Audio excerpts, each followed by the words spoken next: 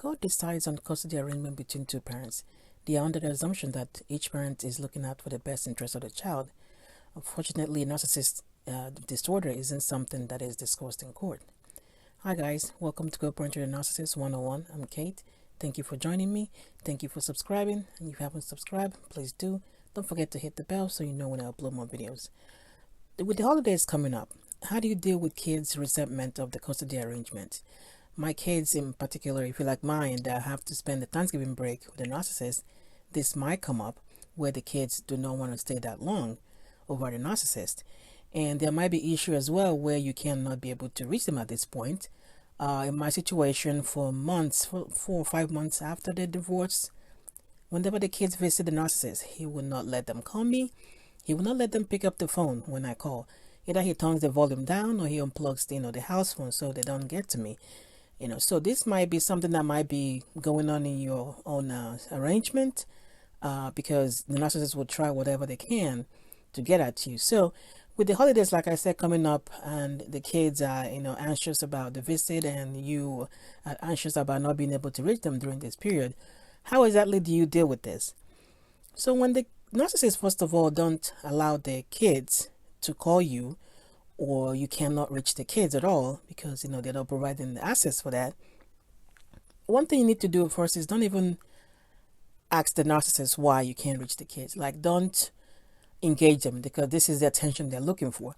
Don't engage them with, okay, where are the kids? I need to talk to the kids and all that. Don't do that, because that's exactly what they're going to do, because they know that's what you want to. You want to get hold of the kids, so they will do more of it. So don't do that. What you, however, would do is to before the kids leave, you guys arrange, and I have to do this with my kids. I let them know I'm going to call you around 10 a.m. every day. This is what I did back in a couple of years when the narcissist was doing this. I tell them I'll call you around 10 every day. So if you don't hear the phone ring around this time, know that I call you. And when they come back from the visit, I'll show them on my phone, you see, this is where I called you around 10. This not only gets them to, whenever they visit, which like I said, this happened months, for months after, is that whenever it's 10 o'clock, they don't hear that phone call. They already know that I called, because that's another thing you need to do. You never stop calling. So if you make an arrangement of, this is when I'm going to call you guys, even if you guys don't hear the phone ring or whatever, call. Don't stop calling. Call even if it's that time. Call. So you have the record on your phone to let them, to show them. You see, with time, they'll get that comfort over there when that time, when it hits the clock, and then they're like, okay, mom's supposed to be calling around this time, or dad's supposed to be calling around this time. This is for kids, that can tell time. If the kids are, still young or whatever, I'll call in the morning. Still call and show them the evidence when they come back. As you do this, every time they go visit the narcissist or go back to the narcissist, you can always, they always know around that time, they know that you obviously have called, even though they didn't get your message. Another thing as well is preparing them to leave the home. If they need to take anything of something for comfort and space, baby picture or something that they can go with.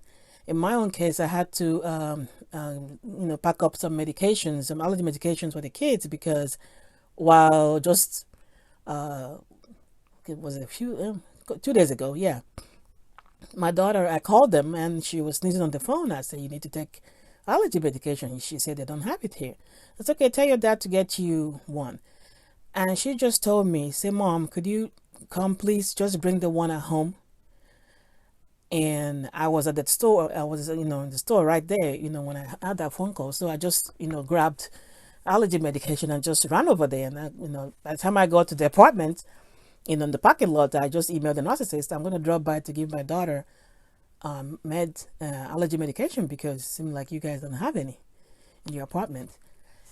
So, and that's what happened. So if you need to pack up the things, they need specific things and all that, so you do that. Stuff like this that, the narcissist obviously doesn't pay attention to these things. If they're staying for so long, pack up this stuff. Those are the things that you put the child's best interest at heart, even though the narcissist is supposed to be doing this. But, like I said, And another thing is, if your kids are old enough, they have social media like Facebook. Mine don't, but they do have my son has an email account. So that's another way to reach you, especially if they have where, obviously there's going to be internet access, so he can email you. If they're old enough to have one of those, that's another thing they can do as well. If you can't reach them on the phone, or they don't have, cell phone with them or whatever, is another way is, is an email. They can email you or reach you to Facebook, if they're old enough to have that. So as the holidays are coming up, to help you calm yourself down and calm the kids down, you do all these things. Don't get into the talking to narcissists about how you're keeping the kids from calling me or not calling me. That's exactly what they want you to do. That's because they know it's getting at you. They will keep doing it. So don't even engage in that. Rather, go through all this stuff I gave you, I listed out here, because I had to do that. And eventually he got tired of it, 5 months in, and gave up. So one day I called and the kids answered. And that was it, So I refuse really to go into that, because they do know that they're supposed to let you talk to the kids. So you don't go into that. Rather, you have a secret time with the kids, a specific time with the kids. I'm going to call you around 10 and 4 p.m. every day or whatever, something like that. The whole time they're gone. So they know by that time it's 10 o'clock, or they're missing you, or they're looking for you. They look at the time and they're like, okay, mom probably called around this time, or dad probably called around this time. Have that. And then when they come back, you show them that. So you guys have that. They know. There's a sense of comfort that comes that they know that you're looking for them. You're trying to reach them, or you're thinking about them. Because what the narcissist is trying to create by trying to keep them away from you, from calling you, is to create that fact that somehow you abandon them, or you're not thinking about them, because that's exactly what they want to do. So you create that time calling with your kids, and don't bother talking to the narcissist about how they're supposed to let you talk to the kids. No, if they have social media accounts, email, they can utilize that as well. And of course, you prepare them, give them picture, whatever, they can go for this long period of time, or, pack up stuff that they need, stuff that you think they will need that the narcissist is probably not thinking about, Hopefully, this helps. You take care. Please do take care. It's around this period, I don't know for you guys, but for me, around this time, when, I don't have them with me, I kind of, it's really hard. Kind of, you definitely do miss them. So, you take care of yourself, and get a hold of your mind, because everything else will fall into place.